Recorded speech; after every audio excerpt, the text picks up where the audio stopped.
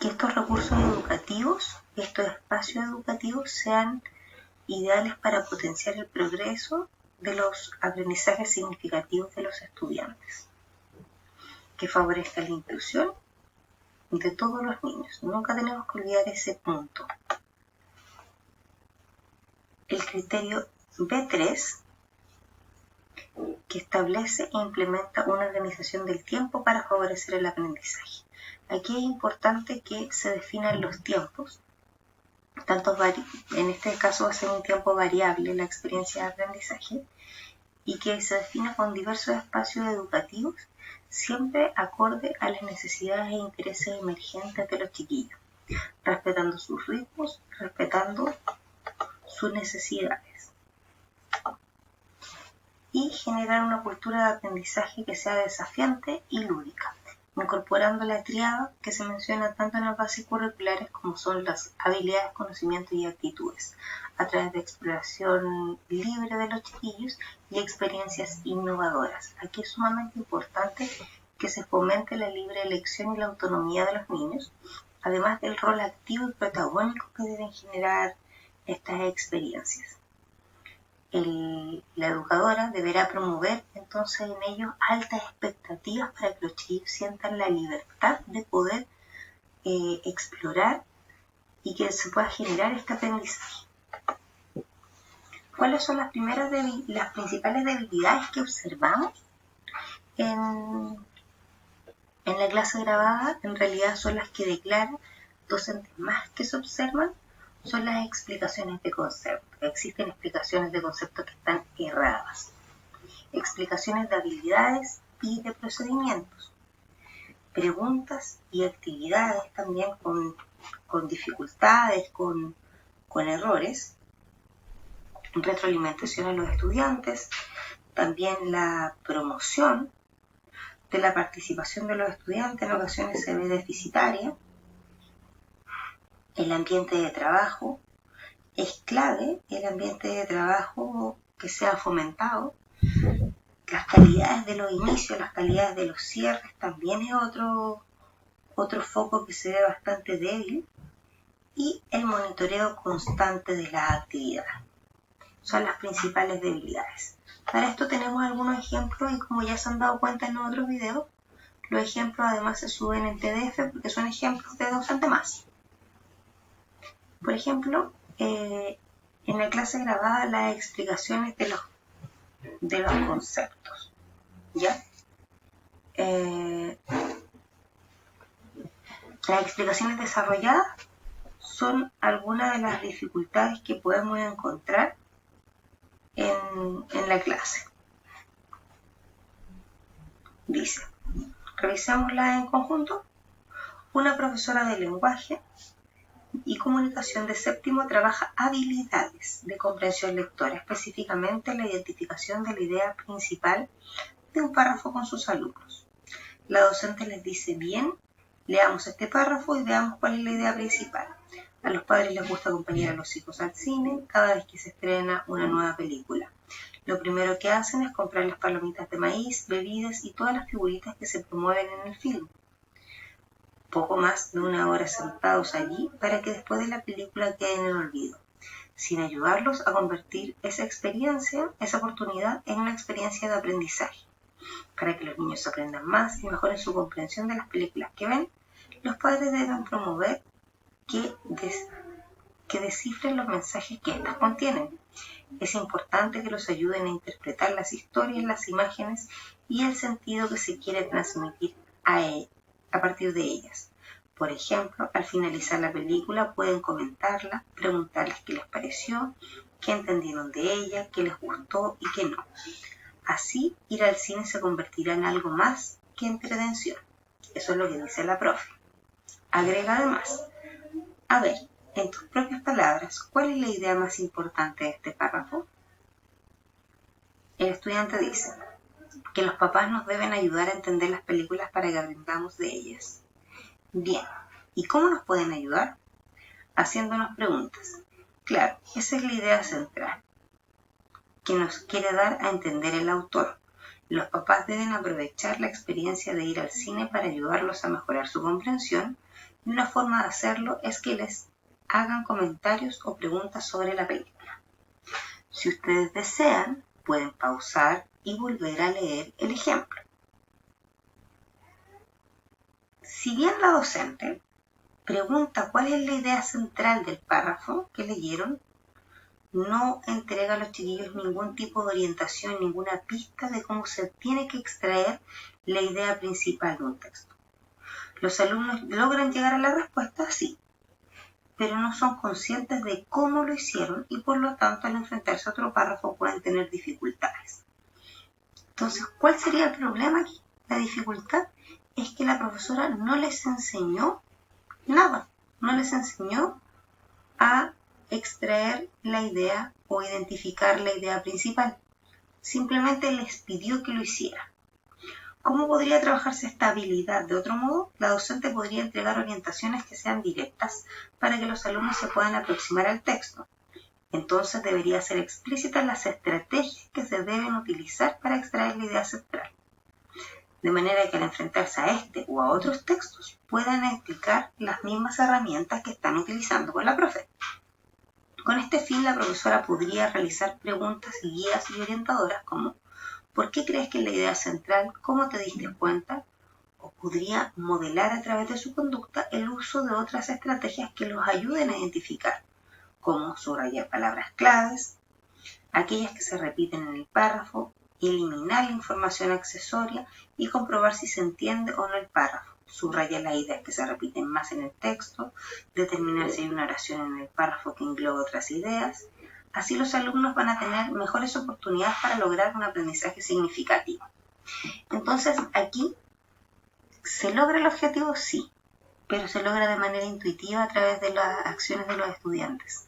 No hay una clara intención pedagógica por parte de la docente. Por lo tanto, aquí la docente no logra un buen desempeño. Por eso es importante que revisemos este tipo de ejemplos, porque a veces no enseñamos y si se dan cuenta, el gran secreto, la clave está en hacer las preguntas correctas a los niños. Revisemos otro. Explicaciones desarrolladas. Las explicaciones desarrolladas. Un ejemplo va a ser enmarcado en clasificaciones. Dice, una educadora de párvulos enseña a sus alumnos qué significa clasificar. Clasificar es algo que seguramente ustedes ya han hecho. Es como ordenar, pero usando un criterio. ¿Qué cosas ordenan ustedes? Los juguetes, la ropa. La educadora dice, cuando clasificamos lo que hacemos es ordenar, tal como ustedes ordenan los juguetes o su closet. Pero es un poquito más difícil porque tenemos que fijarnos en algo muy específico. Para ordenar podemos fijarnos en el color, en el tamaño u otra cosa. A eso le llamamos criterio de clasificación. Ahora les voy a pasar distintos objetos a cada grupo y ustedes tendrán que clasificarlos. Revisemos. La respuesta entregada por los alumnos no fueron integradas a la explicación. No basta con aludir a las experiencias cotidianas que se asemejen a la tarea de clasificar para que los alumnos comprendan los aspectos centrales del concepto. Es decir, a pesar de que la profe aquí mencionó el closet y mencionó los juguetes, no profundizó. ¿Cómo podría haberlo hecho? Ayudar a sus alumnos con preguntas. Cuéntame cómo ordenas la ropa, cómo la separas, qué pones aquí, qué pones allá, por qué los pones juntos, por qué no pones los zapatos junto con las poleras. Entonces, las preguntas para que el estudiante pueda resolver y no que la educadora le dé la tarea resuelta. También podría haber incorporado las experiencias de los chiquillos y decir, yo puedo dejar mi closet muy ordenado, muy doblado, la ropa muy bonita, pero las prendas mezcladas, la ropa junta. Estoy ordenando, pero ¿será fácil encontrar? Entonces está ordenado, pero no está clasificado, para que los chiquillos vean la diferencia entre ordenar y clasificar. Entonces podría ella haber utilizado uno de estos dos ejemplos para poner un criterio de clasificación y sostener una breve conversación sobre cómo clasificar la ropa, clasificar en invierno y en verano, en prendas de arriba, en prendas de abajo, de acuerdo a a qué lugar del cuerpo las utilizo, etc. Pero desaprovechó una oportunidad de aprendizaje. Revisemos otro ejemplo. Preguntas y actividades. Este es otro error típico en el desarrollo de la clase grabada. El ejemplo está enmarcado en una actividad de la fotosíntesis. En una clase de ciencias naturales de sexto básico, el profe trabaja los conceptos de fotosíntesis a través del experimento de Jan Egenhaus. Y en este se observa cómo una planta acuática, bajo el efecto de la luz, libera burbujas de oxígeno durante el proceso de fotosíntesis. El profe dice, ¿qué hay dentro del embudo? Plantas acuáticas. ¿De qué color son? Verdes. ¿Qué pasa aquí? Salen burbujas. Claro, es el oxígeno que se libera por la luz. Luego pide a un alumno que lea lo que dice el PPT sobre lo que concluyó el autor. Jan Egenhaus, científico del siglo XVIII, descubrió que las plantas expuestas a la luz producen oxígeno durante la fotosíntesis. También descubrió que las plantas en otros procesos liberan dióxido de carbono y, como además de científico era un destacado médico, recomendó sacar las plantas de los dormitorios.